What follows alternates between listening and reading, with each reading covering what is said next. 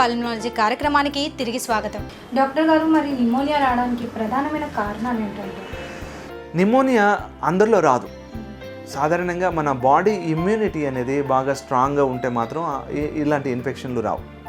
మన ఆహారంలో సమతుల్యం లేకపోయినట్లయితే, పౌష్టిక ఆహారం సరిగ్గా మనం తీసుకున్నట్లయితే, లేదా ఈ కొన్ని అలవాట్లు, ముఖ్యంగా స్మోకింగ్ చేస్తున్న వాళ్ళు కానీ, ఆల్కహాల్ తీసుకుంటున్న వాళ్ళు కానీ, లేదా కొన్ని జబ్బులు ఉండేవాళ్ళు, ఈ కొన్ని దీర్ఘకాలికమైన జబ్బులు అనమాట, అంటే హార్ట్ కానీ, హార్ట్ ఫెయిల్యూర్ కానీ, లేదా లివర్కి సంబంధించిన సిరోసిస్ జబ్బు కానీ, లేదా హెపటైటిస్ జబ్బు ఉండడం కానీ, కిడ్నీకి సంబంధించిన కిడ్నీ ఫెయిల్యూరు, నెఫ్రోటిక్ సిండ్రోము లాంటి జబ్బులు కానీ, లేదా ఇమ్యూనిటీ బాగా తగ్గించే జబ్బులు, ముఖ్యంగా ఈ క్యాన్సర్ కానీ, క్యాన్సర్కు వాడుతున్న మందుల వల్ల కానీ, కొంతమందిలో స్టెరాయిడ్స్, కొంతమందికి క్యాన్సర్ మందులు, ఇలాంటి మందులు వాడుతున్న వాళ్ళల్లో కూడా బాడీలో ఇమ్యూనిటీ అనేది బాగా తగ్గిపోతుంది. ఈ బాడీలో ఇమ్యూనిటీ తగ్గినప్పుడు మనం పీలుస్తున్న గాలిలో వెళ్తున్న బ్యాక్టీరియా అవి కొంచెం ఉధృతంగా మారుతాయి అనమాట. అంటే బాడీ మెకానిజమ్స్ వాటిని చంపేంతగా ఉండవు అనమాట వాళ్ళల్లో.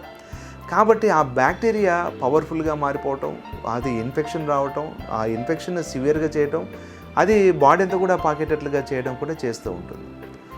డాక్టర్ గారు, మరి నిమోనియా వల్ల ఏదైనా దుష్ప్రభావాలు ఉండే అవకాశం ఉందంటారా? నిమోనియా అనేది అంటే ఆ జబ్బు ఉధృతం బట్టి ఉంటుందన్నమాట. అంటే అది బాగా సీరియస్గా ఉంది అంటే దాని నుంచి డేంజర్స్ చాలానే ఉంటాయి. అయితే సాధారణంగా మనం చూసే డేంజర్స్ ఏమిటి, ప్రాబ్లమ్స్ ఏమిటి అని అంటే, ఇప్పుడు నిమోనియా వస్తే అది లంగ్స్లో ఉంది. ఆ లంగ్స్లో ఆ చుట్టుపక్కల ఉండే భాగాలని అవి డ్యామేజ్ చేస్తాయి. ఒక్కోసారి ఆ డ్యామేజ్ అనేది పర్మనెంట్గా కూడా ఉండొచ్చు అనమాట. సో బ్రాంకీ ఎక్టేసిస్ అంటే శ్వాసనాళాలు కొద్దిగా వెడల్పుగా మారే కండిషన్ అది ఒకటి. దాని ద్వారా ప్రతిసారి నిమోనియా రావడం, ప్రతి సంవత్సరం కూడా, లేదా ఇన్ఫెక్షన్ రావడం, బ్లడ్ రావడం లాంటి కాంప్లికేషన్స్.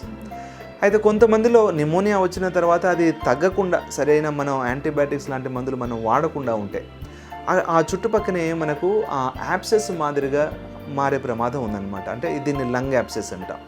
కొంతమందిలో ఈ నిమోనియాకు పక్కన ఉండే ప్లూరా అంటే ఛాతిలో ఛాతి కండరాలకి ఊపిరితిత్తులకి మధ్య ఉండే పొర అనమాట. సో ఆ ప్లేస్లో వాటర్ చేరడం అంటే దాన్ని ప్లూరల్ ఎఫ్యూషన్ అంటాం. అది చీముగా మారే ప్రమాదం ఎంపైమా అంటాం. సో ఇలాంటి ప్రాబ్లమ్స్ కొంతమందికి ఇక్కడ ఊపిరితిత్తుల్లోనే వచ్చే అవకాశం. అలాగే ఆయాసం, శ్వాస సరిగ్గా తీసుకోలేకపోవడం, బాడీలో ఆక్సిజన్ తగ్గడం కూడా జరుగుతుంది నిమోనియా ద్వారా.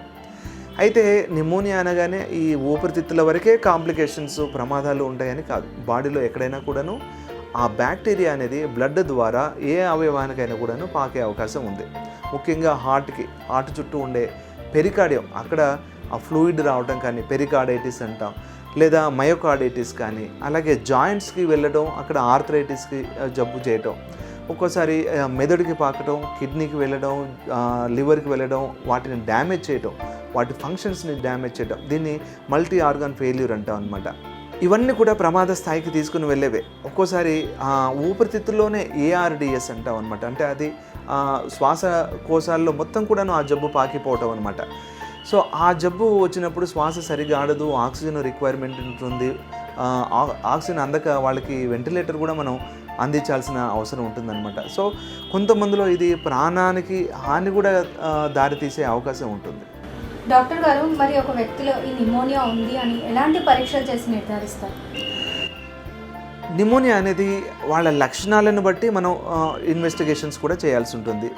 దగ్గు, జ్వరము, దగ్గులో రక్తం రావటం, లేదా ఛాతీ నొప్పి రావటం, ఆయాసం రావటం లాంటి లక్షణాలు ఉన్న వాళ్ళల్లో మొట్టమొదటి పరీక్ష మనం ఛాతీ ఎక్స్రే తీస్తే మనకు ఆ నిమోనియా అనేది ఏర్పడుతుంది. ఆ నిమోనియా కొద్దిగా ఉందా, ఒక భాగం ఊపిరితిత్తులో ఒక భాగంలోనే ఉందా, రెండు భాగాల్లో ఉందా, లేదా చాలా సివియర్గా ఉందా అనేది ఆ విషయం మనకు ఛాతీ ఎక్స్రేలోనే తెలిసిపోతుంది.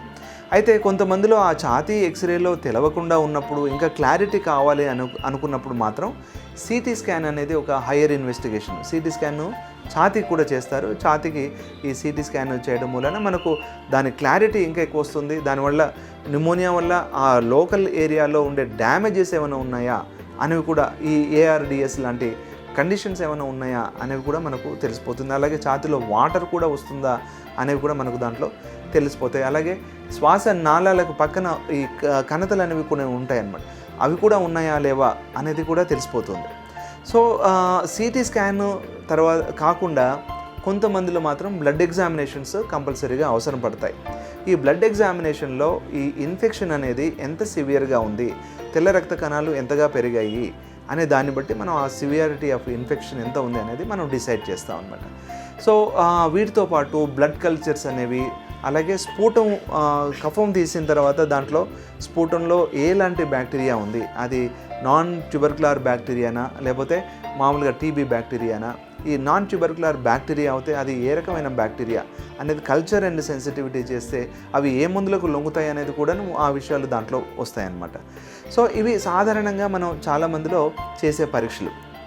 కొంతమందిలో మాత్రం ఈ నిమోనియా తగ్గని వాళ్ళల్లో ఇంకేదన్నా జబ్బు అంటే అది టీబీ కానీ లేదా క్యాన్సర్ కానీ లేదా ఫారిన్ బాడీ కానీ అలాంటివి ఏమైనా ఉన్నాయేమో చూడడానికి బ్రాంకోస్కోపీ అనే పరీక్ష కూడా కొంతమందిలో చేస్తాం. ఆ పరీక్షలోనే మనకు ఎలాంటి క్రిములు ఉన్నాయి, దేనివల్ల ఈ జబ్బు వస్తుంది అనే విషయాన్ని కనుక్కోవటం లేదా ఆ అడ్డంకులను తొలగించడం, ఇవి రెండు కూడా మనం చేయడానికి వీలవుతుందన్నమాట.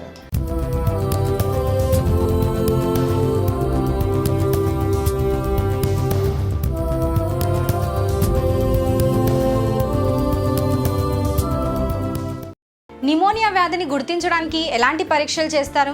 దీని గురించి తెలుసుకునే ముందు పల్మనాలజీ కార్యక్రమంలో మరో చిన్న విరామం.